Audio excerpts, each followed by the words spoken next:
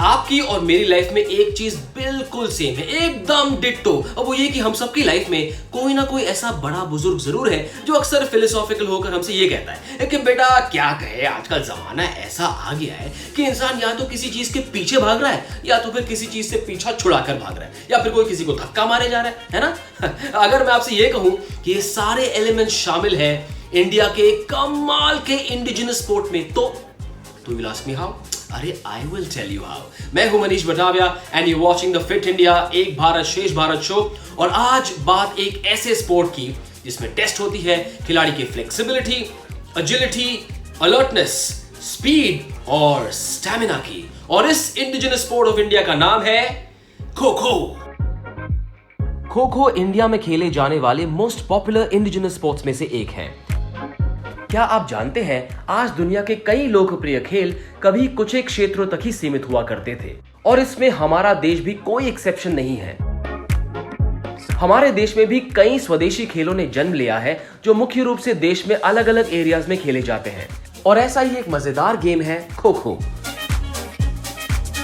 खो खो एक लैटिन और संस्कृत भाषा का शब्द है जिसका मतलब है गेट अप एंड गो, यानी हिंदी में कहें तो उठो और चलो। ये एक रन और चेज वाला गेम है जिसमें एक टीम भागती है और दूसरी टीम उसका पीछा करती है। जो भी टीम तय समय के अंत तक ज्यादा खिलाड़ियों को टच कर पाती है उसे ज्यादा पॉइंट्स मिलते हैं और वो मैच जीत जाती है। लगता है ये स्पोर्ट हम में से उनके लिए भी बना है जो इररिस्पांसिबली खो खो के खा खा के अनफिट हुए जा रहे हैं, है ना। देखिए बेसिक इंफॉर्मेशन तो मैंने आपको बता दी, अब बारी मेरे अगले मिशन की। क्या है वो मिशन? अब मैं आपको इस स्पोर्ट की हिस्ट्री बताऊंगा जिसे जानने और सुनने के बाद आपको ना सिर्फ खो खो में इंटरेस्ट बढ़ जाएगा बल्कि हिस्ट्री भी पसंद आने लगेगी।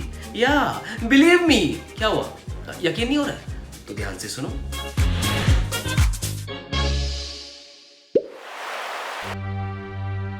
खो खो का ये खेल हमारे महान ग्रंथ महाभारत जितना ही एपिक और पुराना है। महाभारत में कौरवों और पांडवों के बीच हुए युद्ध के 13वें दिन कौरवों के गुरु द्रोणाचार्य ने चक्रव्यूह की योजना बनाई। अर्जुन के पुत्र अभिमन्यु ने एक विशेष मिलिट्री डिफेंसिव प्लान से इस चक्रव्यूह को तोड़ा। अनफॉर्चुनेटली वो इस युद्ध में मारे गए। लड़ने की इस शैली ने रिंग प्ले की तकनीकी को दर्शाया जो खो खो के खेल में एक डिफेंसिव रणनीति के तौर पे अपनाया जाता है। शुरुआत में ये खेल रथों पर बैठ के खेला जाता था और इसी कारण से अपने प्राचीन रूप में इस खेल को रतेरा के नाम से जाना जाता था। रथेरा, इंटरेस्टिंग। अब मैं टाइम मशीन के रथ पर सवार होकर आपको बात बताऊंगा तकरीबन 106 साल पहले की, 1914। खो खो का करंट वर्जन जो आप देख रहे हो, it is merely an adaptation of the version that existed then. वहां से अडेप्ट किया गया है। वैसे उस जमाने में ना कोई ग्राउंड डायमेंशंस थे ना ही कोई पोल्स थे, लेकिन धीरे धीरे इसे पॉपुलर करने के लिए पुणे के डेक्कन जिमखाना ने इस स्पोर्ट के नए नियम बनाए और धीरे धीरे ये स्पोर्ट डेवलप हुआ। लेकिन किसी भी स्पोर्ट में बाजी मारने के लिए उसके मैदान के चप्पे चप्पे से वाकिफ होना पड़ता है। And so here are the ground dimensions of kho खो।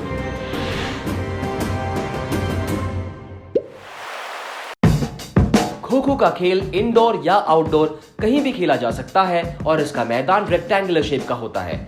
मेन, वुमेन और जूनियर बॉयज और गर्ल्स के लिए फील्ड का डायमेंशन होता है 27 बाई 16 मीटर, जबकि सब जूनियर बॉयज और गर्ल्स के लिए फील्ड का डायमेंशन होता है 23 बाई 14 मीटर।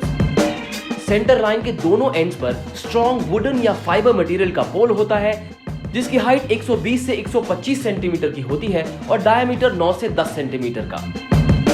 दोनों पोस्ट को जोड़ने वाले रेक्टेंगल को सेंट्रल लेन कहते हैं जिसकी विड्थ 30 सेंटीमीटर की होती है। एंड लाइन और पोस्ट लाइन के बीच का एरिया फ्री जोन कहा जाता है। मेंस, वुमेन्स और जूनियर बॉयज और गर्ल्स कैटेगरी में 35 बाय 30 सेंटीमीटर्स और जूनियर बॉयज और गर्ल्स कैटेगरी में 30 बाय 30 सेंटीमीटर्स का एरिया जो सेंट्रल लेन और क्रॉस लेन के इंटरसेक्शन से बनता है उसे चेजर ब्लॉक कहते हैं। अब जब आपको इस खेल के मैदान के डायमेंशंस पता है तो क्यों ना रूल बुक को भी देख लिया जाए।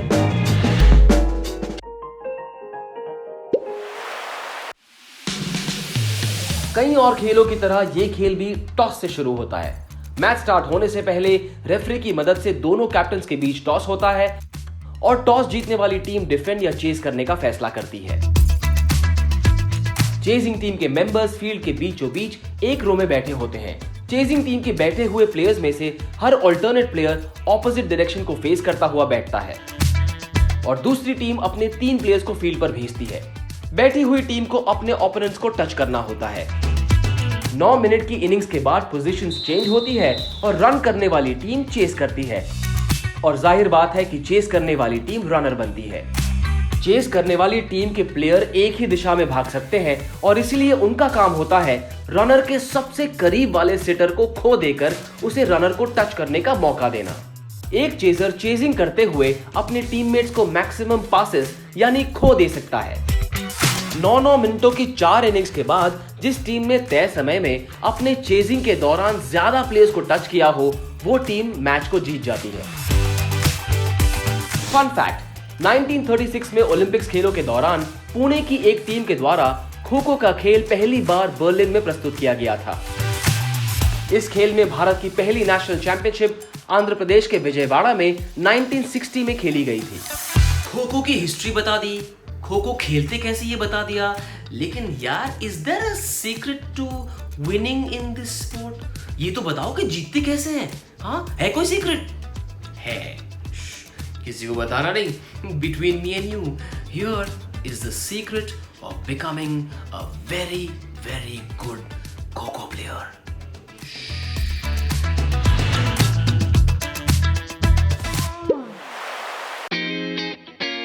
आप जितने स्किल्ड होंगे आपकी टीम का पलड़ा उतना ही भारी होगा। डायरेक्शन चेंज करने का डिसीजन सबसे इंपॉर्टेंट स्किल्स में से एक है और इस स्किल से पता चलता है कि आप कितने तेज और चौकस हैं।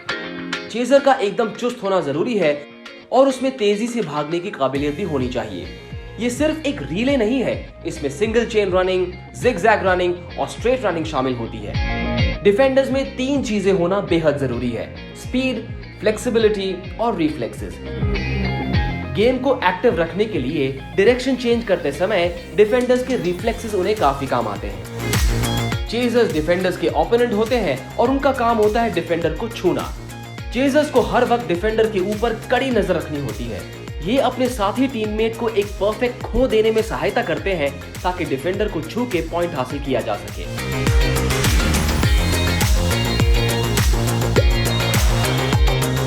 इसके अलावा कुछ ऐसे टर्म्स हैं जो खो-खो में कई बार इस्तेमाल होते हैं, जैसे फाउल। खो-खो में फाउल्स कई तरह के होते हैं, जैसे चेजर का डायरेक्शन चेंज करना या फिर सेंटर लाइन के ऊपर से जाना या फिर बैठे हुए चेजर का एक कोर्ट को फेस करना लेकिन दूसरे कोर्ट में भागना या फिर खो मिलने से पहले उठ जाना या फिर चेजर का खो पास देने के लिए खो ना कहना या फिर कोई और वर्ड बोलना। उसके अलावा चेजर का जानबूझकर रनर को अग्रेसिवली टैकल, किक, पंच या पुश करना भी फाउल माना जाता है। Control sprinting, dodging, diving, pole dive, tapping, covering, post turning, ये कुछ ऐसे टर्म्स हैं या फिर कहें कि कुछ ऐसे स्किल्स हैं जिनका खो-खो में इस्तेमाल किया जाता है और जाहिर बात है जो टीम इन स्किल्स में बेहतर है उस टीम की जीतने के चांसेस ज्यादा है।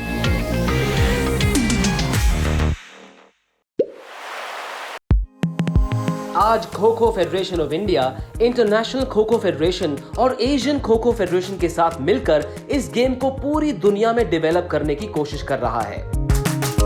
श्री राजीव मेहता, श्री सुधांशु मित्तल और श्री MS त्यागी की एबल लीडरशिप की बदौलत आज खो-खो का ये खेल भारत की हर एक डिस्ट्रिक्ट में खेला जा रहा है।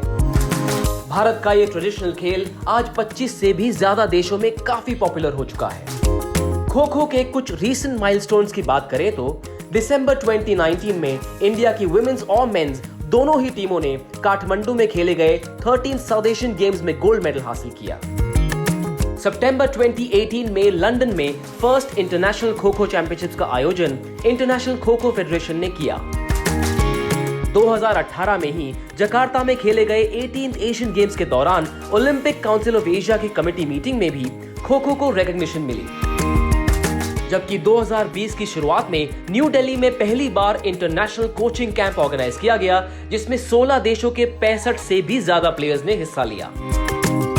Now that you know all about kho kho, ऐसे कमाल के स्पोर्ट को खेलने का मौका खो खो मत, आई मीन खो मत देना। हाँ, तो अच्छा सा कोच ढूंढो, इस स्पोर्ट को सीखो, खेलो और इसमें चैंपियन बनो। ऐसे ही किसी कमाल के इंडिजिनस स्पोर्ट ऑफ इंडिया की कहानी लेकर I will be back very soon on the fit India एक भारत श्रेष्ठ भारत शो। तब तक अपनी इमोशनल फिटनेस के लिए खुश रहो।